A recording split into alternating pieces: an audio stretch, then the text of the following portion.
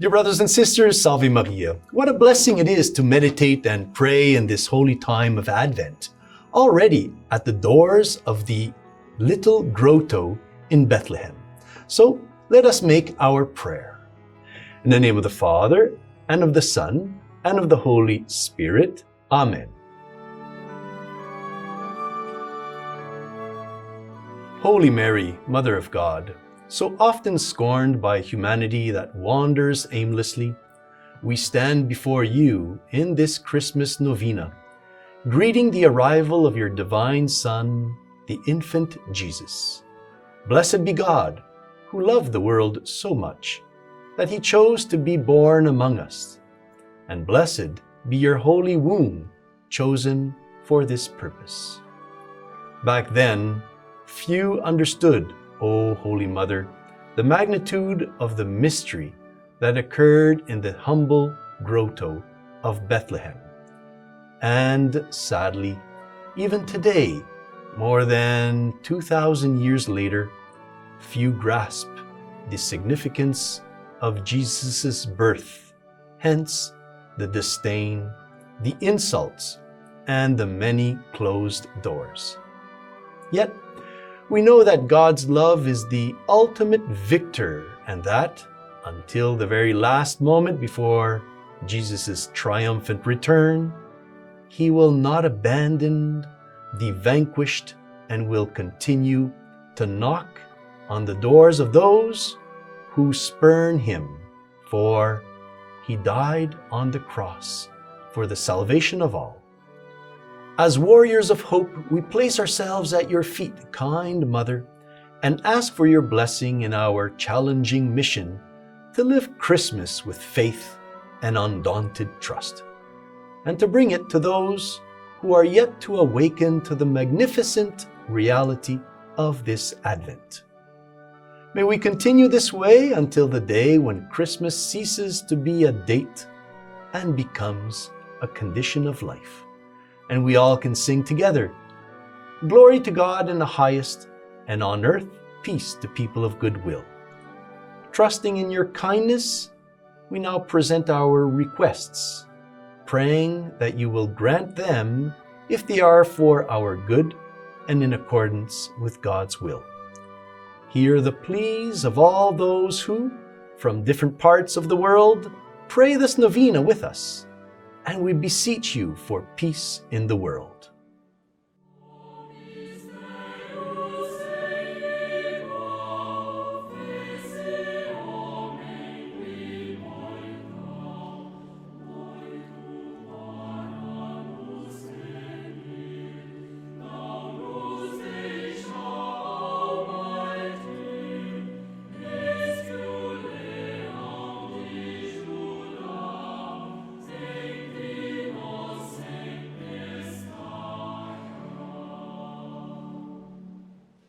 Unused time is lost time, and time does not turn back.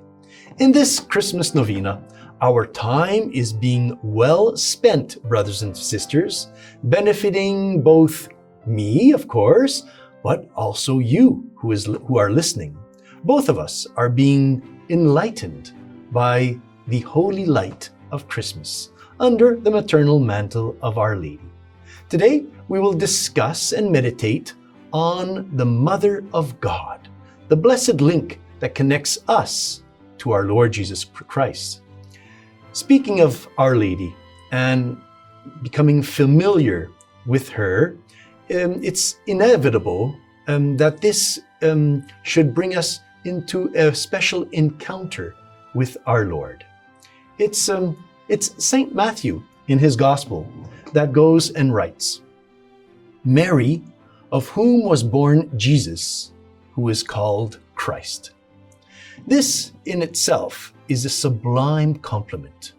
The Holy Spirit, the author of Holy Scripture, does not extol Mary's gifts or qualities, though she is not lacking in nothing of them.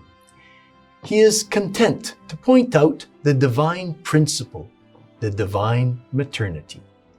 Mary, full of grace, is the Mother of God, These words of the gospel, of whom was born Jesus, summarizes all of Mary's greatness. She came to elevate mankind, to restore the dignity that Eve lost through original sin. Mary was prefigured by notable figures in the Old Testament.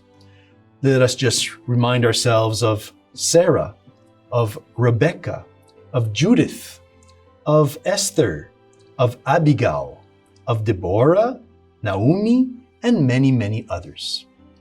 In Bethlehem, the Blessed Virgin receives homage from shepherds and kings, from the poor and from the rich. The attribute of Mother of the Messiah makes her sovereign over the whole universe.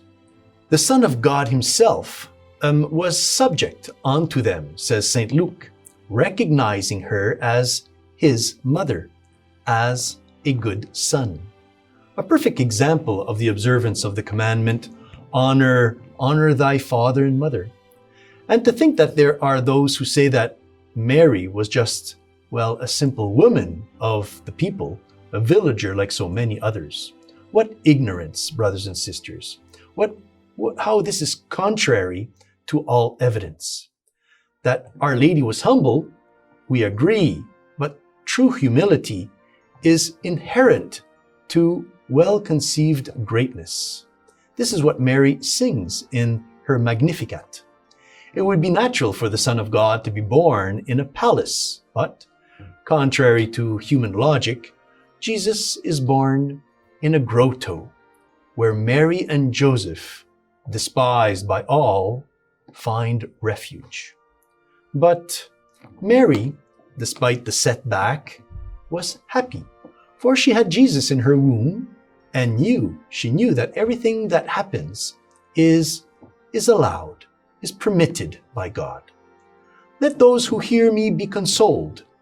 Everything that happens, therefore, difficulties, temptations, illnesses, even faults, are in a way kind of providential and should lead us to a greater union with God. But attention, be careful. God always acts like this. Man despairs, seeks natural solutions, and when all means are exhausted, the omnipotence of God, the Lord, intervenes and directs things according to his will. God allows us to seek help, almost in vain, so that, like Mary and Joseph, we learn to surrender the command and the direction of our own lives, and we surrender this life of ours and we give it to God. We put it into his hands. It is through the practice of holy abandonment that we experience God's goodness and divine sonship. Generally, we are ungrateful. When everything goes well, we forget that it is God who is acting. And when we are unsuccessful, we often have the, audacity to blame God and rebel against him. This may well be a lesson that Christmas is giving us today to learn and put into practice in our daily lives, trust, to learn holy abandonment in the hands of God, who loves us, and a loving mother who welcomes us in her lap and smiles at us as she did with the baby Jesus. If we, brothers and sisters, learn this lesson of abandonment, not as a theory in the clouds, but as a wise rule of conduct, we will have made use of the many graces of Christmas. And this simple novena will have been a blessing for you and for your family. This supernatural gift of understanding the wonder of this truth is what the community of the Heralds of the Gospel offer you this Christmas. It is not gold or incense or myrrh, but a consoling and very advantageous truth. By the way, Do you already have in your home, in a prominent place, an image or a picture of Our Lady? Do you invoke her often? If you do not have her or invoke her, it's time to take action. Dear friends, in the final stretch of our Christmas Novena, we wish you many blessings from the heart of Jesus through Mary. Thus, let us say together. Hail Mary, full of grace, the Lord is with thee. Blessed art thou among women, and blessed is the fruit of thy womb, Jesus. Holy Mary, Mother of God, pray for us sinners now and at the hour of our death. Amen. The Lord be with you and with your spirit, and may Almighty God bless you. In the name of the Father, and of the Son, and of the Holy Spirit. Amen. Salve Maria.